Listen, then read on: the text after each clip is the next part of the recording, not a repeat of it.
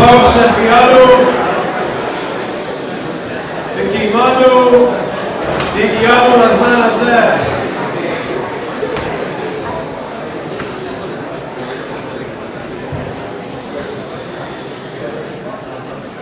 Bruchim Aboy B'Shem Hashem, welcome to Camp Pass, Tufshin Ayin Pass, everybody.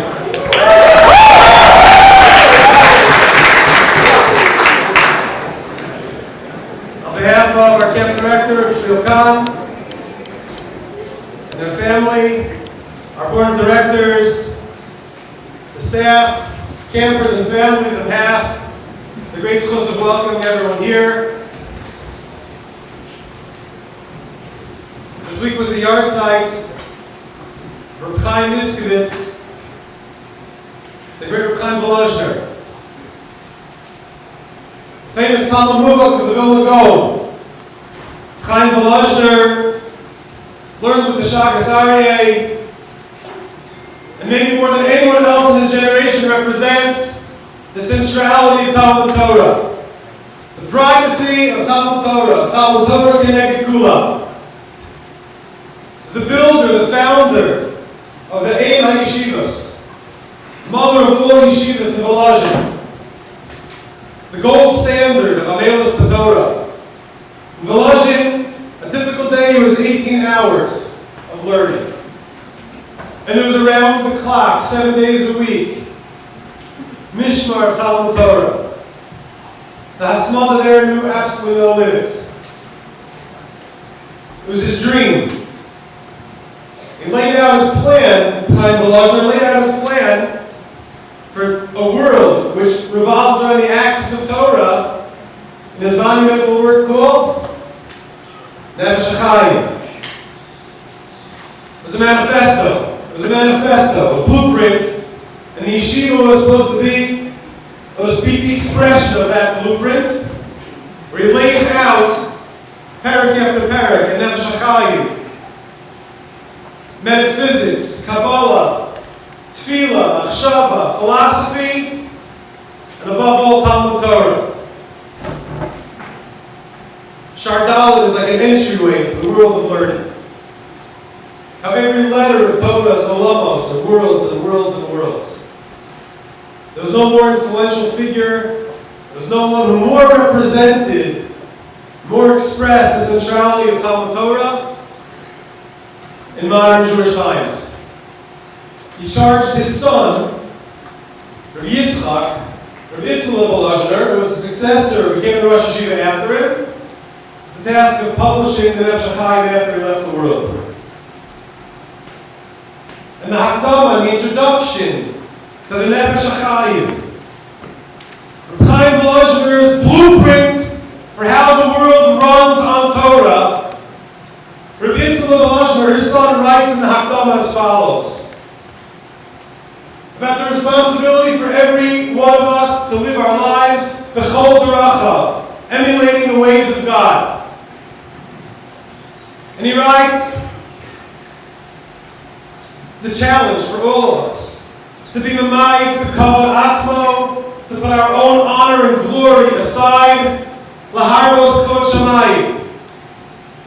Lahabot kvod shamayim, for the sake of the honor and glory of Hashem Yisbarach in the world.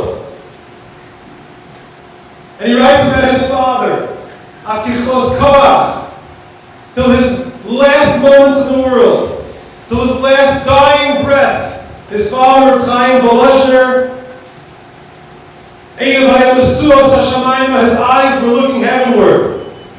L'shaftev shem shamayim b'tzara da'hakal v'aprat, imploring those around him to shoulder the burden of others, to take into account what the Ribono Shalom goes through, so to speak, in the world when Jews are in need. And thus writes Rebbetzin Volozhner to memorialize his father and to provide us with a charge and mission statement. My father would constantly chuckle me, constantly give me musr.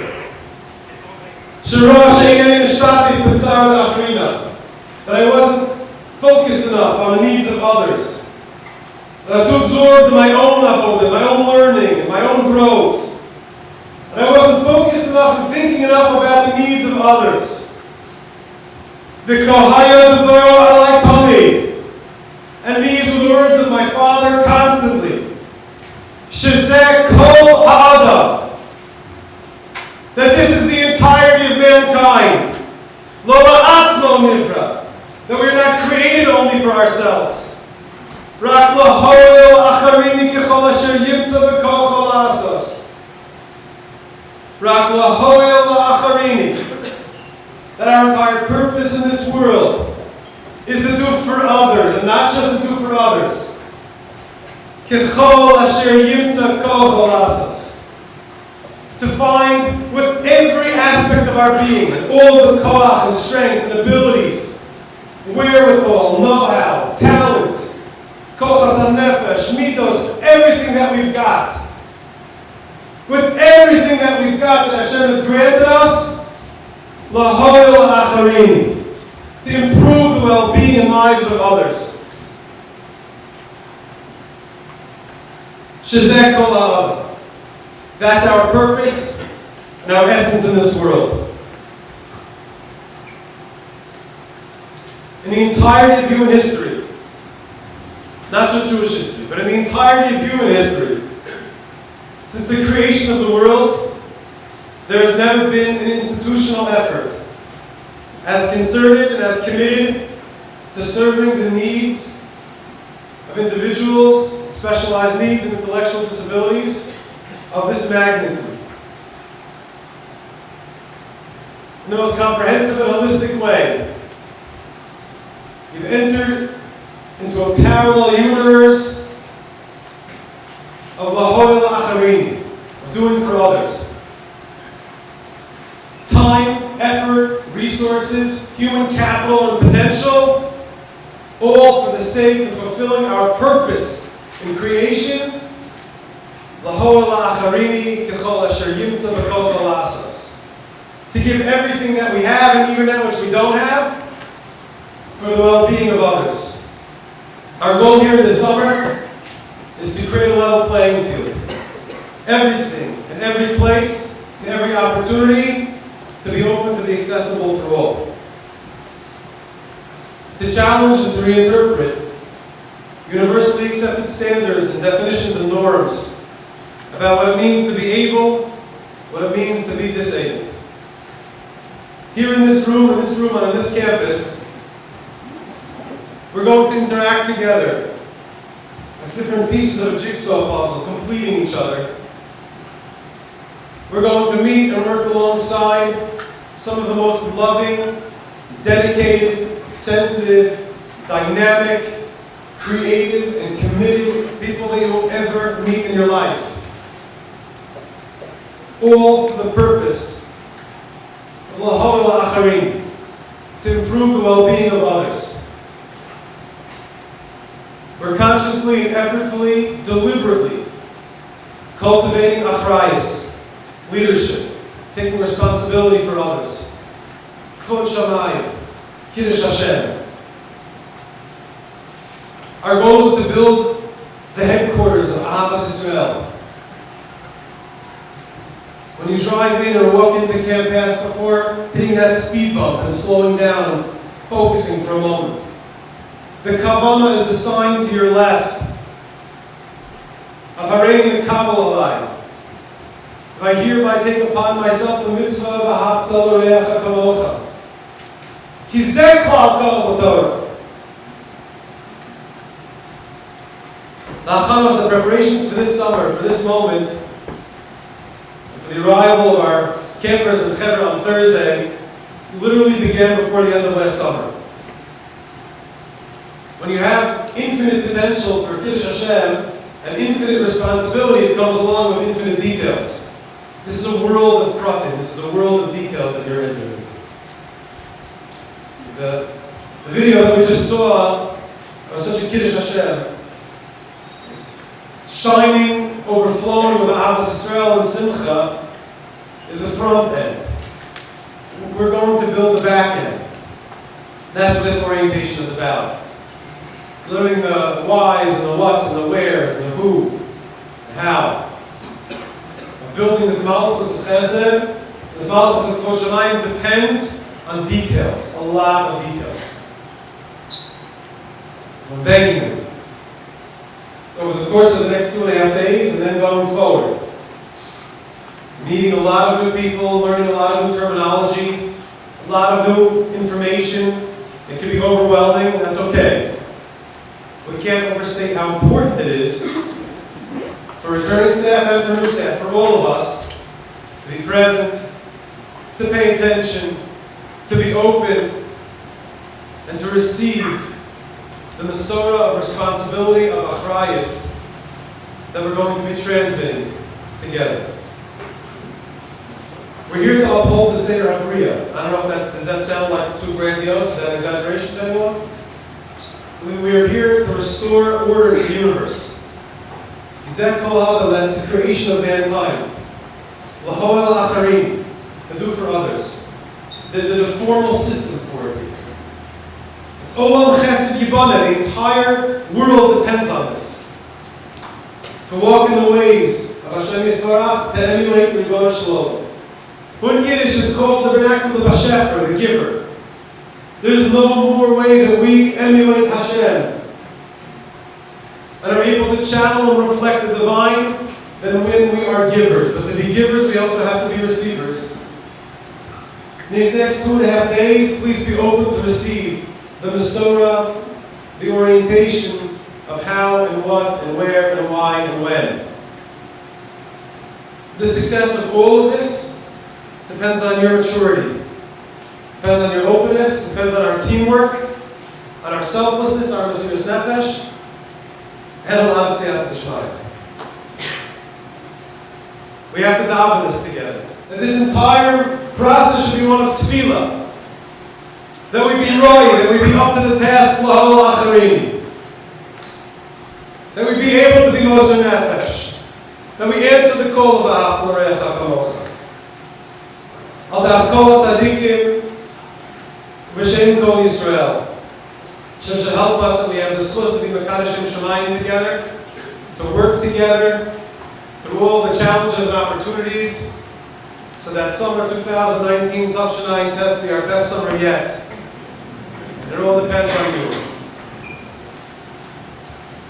This morning, this afternoon, or it's night, whatever time it is in your heart, we have the great privilege to welcome back the Sokoloff family. We can talk a lot about what we do here. We're going to. We're going to talk a lot about why and how and when and if. But this is it. This is not talking about it. This is it. It's really. It's really.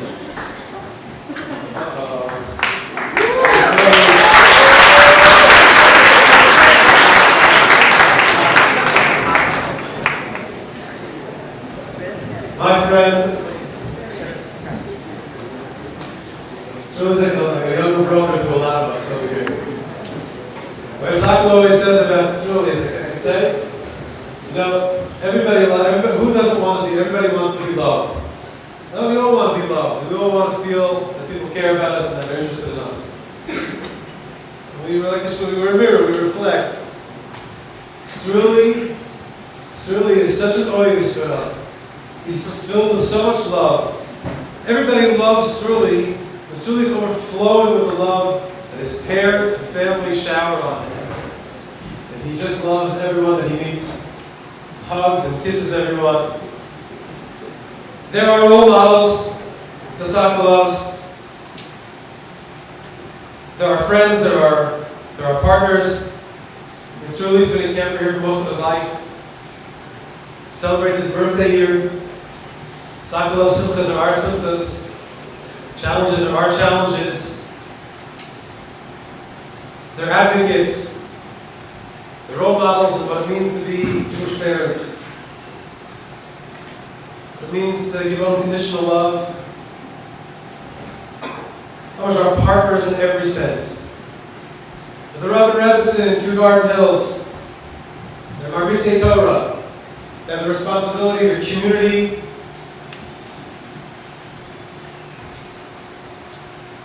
And somehow always find time to be with us in every detail, to always care and well-being, to be ahead of the curve.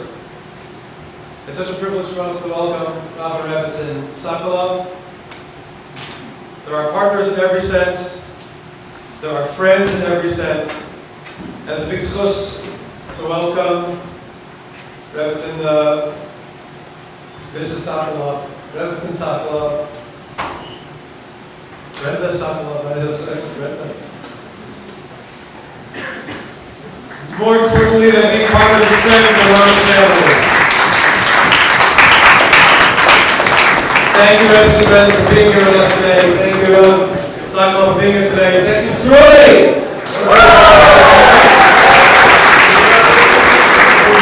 On behalf of the campus family, please give your attention to Rebbetzin Sokoloff.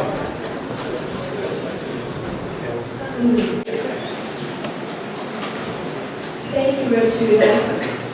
For those of you who live in Kew Garden Hills and don't know who we are, we actually live in the other Kew in Queens. We're in Kew Gardens, the unknown neighborhood of Queens.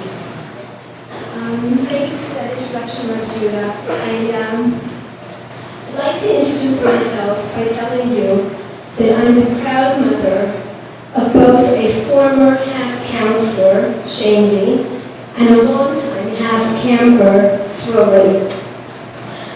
When Shalom is asked if we would come today to share with you the perspective of parents of a child with special needs, the answer could have been nothing other than absolutely. We are forever indebted to Camp Hask and its incredible staff, and nothing that you would ever ask of us would be too much. Having said that, I feel that I'm at a bit of a disadvantage today. When I last spoke at orientation 7 years ago, I was the last presenter, and everyone in the audience was overwhelmed, ready to go home, and probably half asleep. I recognize that today I have to be on my toes because this is definitely not the case. For those of you who were here when I last spoke, parts of this talk may be repetitious, but I'm hopeful that they will be beneficial to the newcomers, and that some of it is new for everyone because life has changed for us in the last 7 years. My goal today is to help you put a face on the theoretical campers that you will be learning about during orientation, and to give you an understanding of what you are doing for the campers and their families. Parents have many dreams when they await the birth of a child. They dream of developmental milestones like the first smile, the first giggle, the first steps, the first words, just to name a few. Then there are the life events that their minds picture. The birthday parties, upsharing, first day of school, first Mora, first Rebbe, sitter parties, chumash parties, science fairs, bar mitzvahs, graduations, learning to drive. All right, maybe we don't dream about that one quite so much. The send-off as they go spend a year in Israel, walking that child down the aisle, and the day that child becomes a parent. Sorry everybody, I thought I had been this over so many times that I wouldn't be crying, but I guess that's not going to be the case. When a child enters the world with a life-altering diagnosis, all of those dreams come to a screeching halt. Instead of dreams, parents are overcome with a myriad of emotions: anger, sadness, bitterness, grief. And I venture to say the most pervasive emotion is fear. How can we do this? How will our lives change? What about our other children? Will this child have a life, or will this child be sentenced to a lifetime of desolation and isolation? Rebbetzin Dina Hurwitz, whose husband has been fighting a battle with ALS for the last 6 years, spoke to a large group of women in Israel this past Rosh Chodesh Adar. I constantly replay the video of that speech because it continues to provide me with pleasure. I would like to share with you a recurring theme of hers. She says that there is serious pain in losing a dream, and that we have to permit ourselves to let the dreams die in order to make room for new dreams. When we discovered that Swirly would have Down syndrome, we realized that the first thing that we would have to do would be to mourn the child that we dreamed of, so that we could welcome the child that we were supposed to have. We also realized that we would have to do that quickly, not only for the sake of Swirly's siblings, but because we understood that as the Rav and Rebbetzin of our shul and community, the way that we react to Swirly would lay the foundation for the way that everyone else around us would react.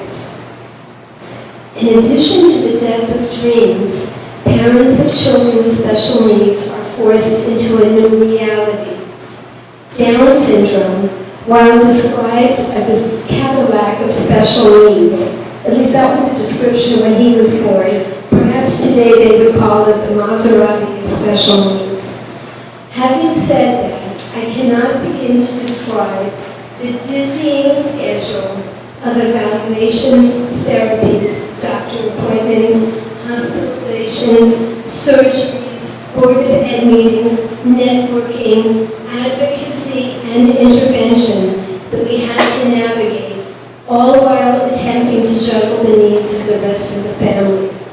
Life became so intense and complicated that I had a hard time imagining the lives of parents whose child was more medically, cognitively, or functionally challenged.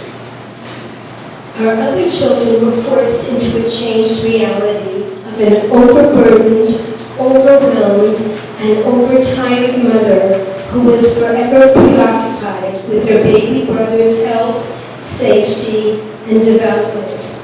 Speaking of safety, those of you who know Swirly know that safety was never his strong suit.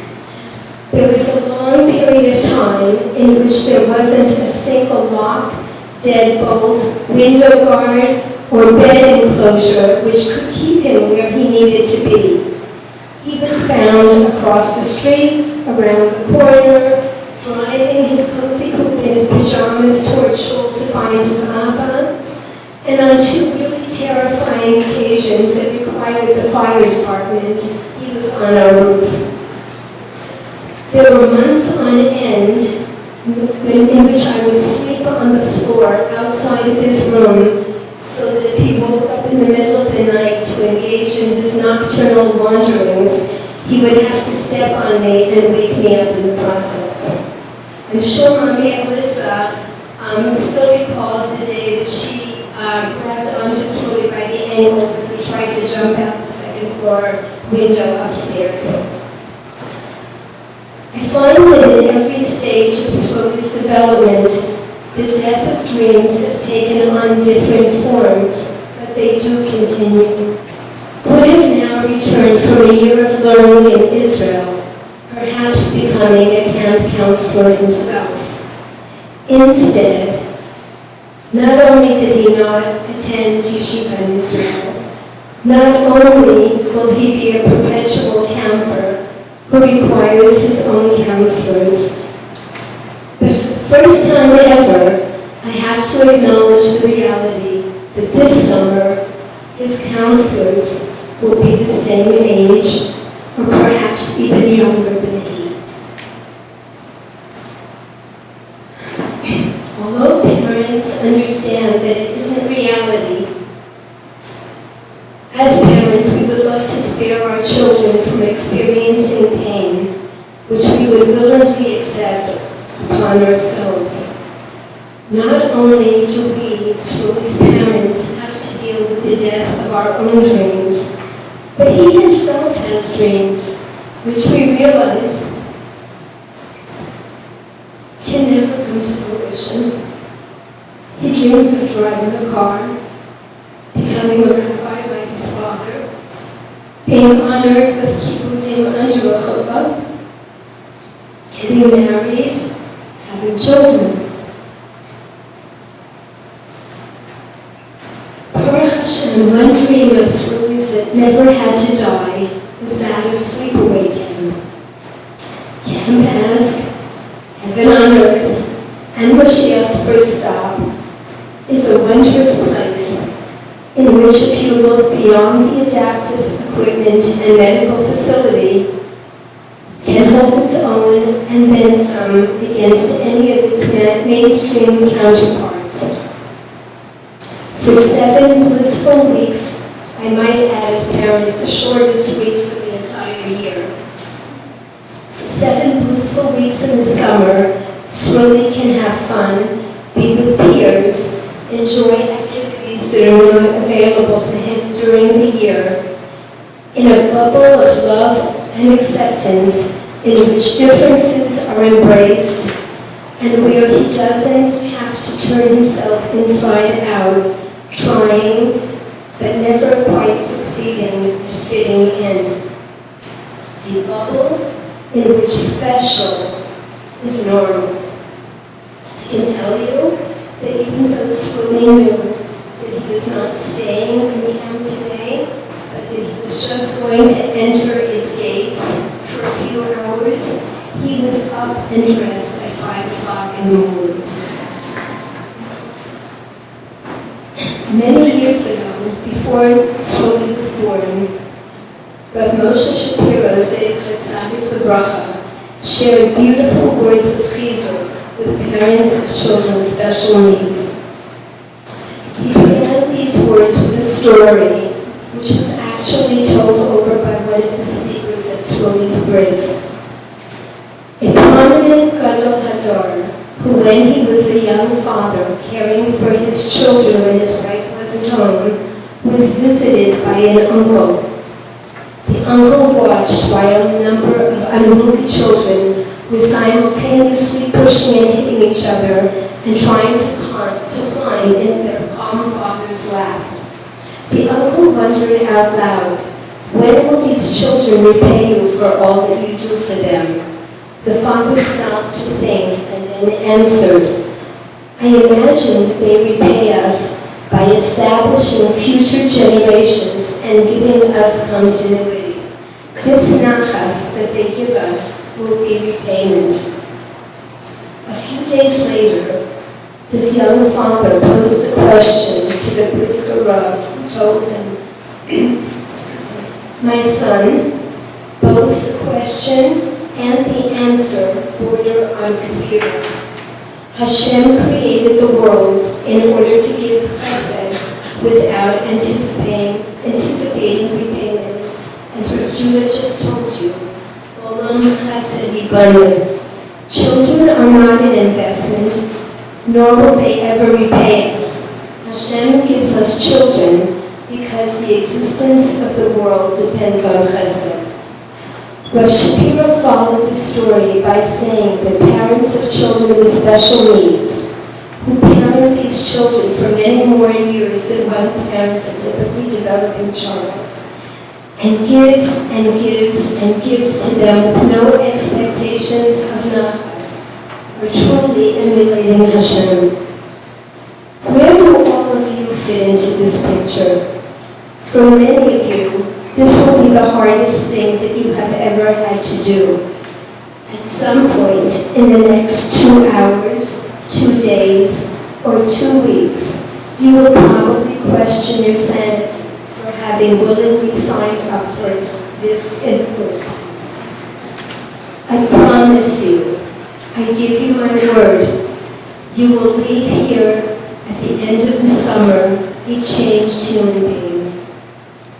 Many years ago, I told the mother of one of Shmuel's counselors that I could never appropriately thank her for sharing her son with us. She responded by saying, I am the one who should be thanking you.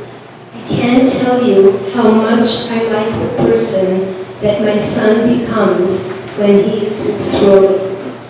It is impossible to give and give to your campers and not be profoundly affected by the experience. You will discover capabilities that you never knew you had. You will discover a new appreciation for the many gifts that Hashem has given you, be it those that came easily to you or those for which you had to expend extra effort. You will discover that nothing that you have, nothing that you can do, and nothing that you are can be taken for granted. You will come to realize that every moment that you spend with your camper is one in which his or her parents can take the time to sleep late, read a book, take a walk together, attend a simcha, have the freedom to pick up and go wherever and whenever they want without copious arrangements, take a vacation, and give much needed time and attention to their other children and grandchildren, or just be. I can tell you that every year, after we tearfully see Sroy off at the bus on his way up to camp, our first stop is a dairy restaurant in Brooklyn so we can have breakfast together for the first time we've been around. You will appreciate that when you send your campers back home at the end of these 7 physically and emotionally charged weeks, his or her parents will take their newly charged batteries and begin the year-long avoda all over again. You will discover the meaning of unconditional love. You will have the fulfillment knowing that although you could have spent your summer engaged in any type of leisurely pursuit, you chose instead to spend it by emulating HaKadosh Baruch Hu in Olam Chesed Yivanim. I've said it before, and I'll say it again. You are all my heroes. I can tell you with complete certainty that I would never have willingly agreed to do what you were doing when I was your age. To Sroy's newest dream team, Benny and Shwagi, his returning counselors, and to his new counselors, Alan, David, and Sammy, we welcome you aboard, and we hope that you get a lot of sleep this week. Hang on tight and enjoy the ride. To the 5 of you, and to every single person in this room, chizku ve'insu. And finally, I'd like to close by giving you all a bracha. That in the schos of all that you do, for the campers and their eternally grateful families, HaKadosh Baruch Hu should reward you tenfold. And may he also, in this merit, quickly, truly choose Camp Hask as Mashiach's first stop. In the name of Amen.